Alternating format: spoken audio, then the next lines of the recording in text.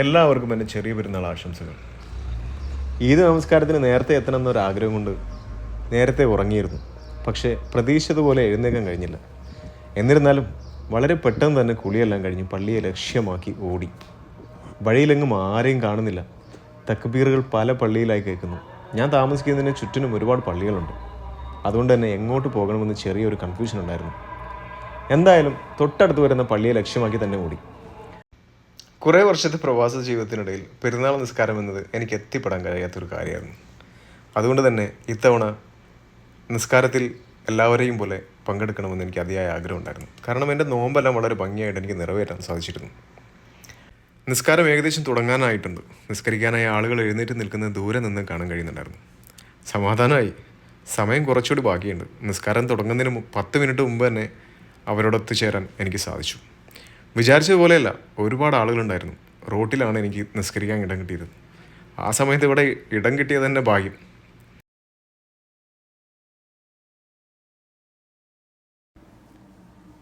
അങ്ങനെ നിസ്കാരം വളരെ ഭംഗിയായിട്ട് കഴിഞ്ഞു. ആളുകളെല്ലാം അവരുടെ വീടുകൾ ലക്ഷ്യമാക്കി നടക്കാൻ തുടങ്ങിയിരുന്നു. എനിക്കാണെങ്കിൽ നല്ല വിശപ്പുണ്ട്. എന്ത് ചെയ്യണമെന്നറിയാതെ ഞാനിങ്ങനെ നിൽക്കാം. കാരണം ഹോട്ടലൊക്കെ തുറക്കണമെങ്കിൽ കുറച്ചുകൂടി സമയം കഴിഞ്ഞിട്ട് തുറക്കാൻ സാധ്യതയുള്ളൂ. ഞാനും എൻ്റെ ബ്രദറും കൂടിയിട്ടാണ് നിസ്കരിക്കാനായിട്ട് പോയത്. അങ്ങനെ നിസ്കാരം കഴിഞ്ഞ് ബ്രദറിനെ കാത്തിരിക്കുന്ന സമയത്താണ് എൻ്റെ കണ്ണിൽ ഒരാളെൻ്റെ ശ്രദ്ധയിൽപ്പെട്ടത്. ഞാൻ അയാളെ നിങ്ങൾക്ക് കാണിച്ചു തരാം. വ്യത്യസ്തമായ അവൻ്റെ വേഷവിധാനമാണ് അവനെ ശ്രദ്ധിക്കാൻ കാരണം. ആ വേഷത്തിൽ അവനെ കാണാൻ മാഷാ അല്ലാ നല്ല രസമുണ്ടായിരുന്നു. അവൻ്റെ വാപ്പനോട് അനുവാദം ചോദിച്ചു, വീഡിയോ എടുത്തു. ഹോട്ടലുകളൊന്നും തുറക്കാത്ത കാരണം നേരെ റൂമിലേക്ക് വന്നു. ഫ്രിഡ്ജിനകത്ത് പാലുണ്ടായിരുന്നു. അങ്ങനെ പാലെടുത്തു, നല്ലൊരു ചായ ഉണ്ടാക്കി.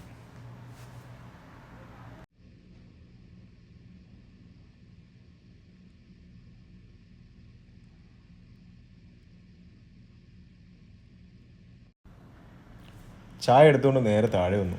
തൊട്ടടുത്തൊരു ബക്കാലിൽ കയറി. ചായൻ്റെ കൂടെ കഴിക്കാനെന്തിനും വേണ്ടേ. അങ്ങനെ അവിടുന്ന് ഒരു കേക്ക് വാങ്ങിച്ചു. ആ കേക്ക് വാങ്ങിച്ചുകൊണ്ട് അപ്പുറത്തൊരു സൈഡിൽ പോയിരുന്നു. ആ ചായയും കേക്കും കൂടി കഴിച്ചു. ഇതാണ് ഇന്നത്തെ എൻ്റെ പെരുന്നാൾ വിശേഷങ്ങൾ.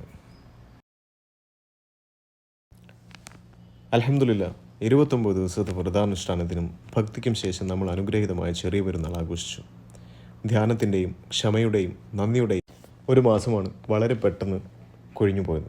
ലഭിച്ച 29 നോമ്പും പൂർത്തിയാക്കാൻ ശക്തി നൽകിയ അള്ളാഹുവിന് നമുക്ക് നന്ദി പറയാം.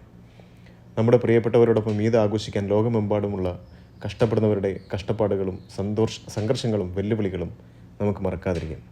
സമാധാനവും സന്തോഷവും സമൃദ്ധിയും അവരുടെ ജീവിതത്തിലേക്ക് തിരിച്ചു വരുമെന്ന് പ്രതീക്ഷിച്ച് എൻ്റെ പ്രാർത്ഥനയിൽ ഞാൻ അവരെ ഉൾപ്പെടുത്തുന്നു. ഒരിക്കൽ കൂടി എല്ലാവർക്കും എൻ്റെ പെരുന്നാൾ ആശംസ.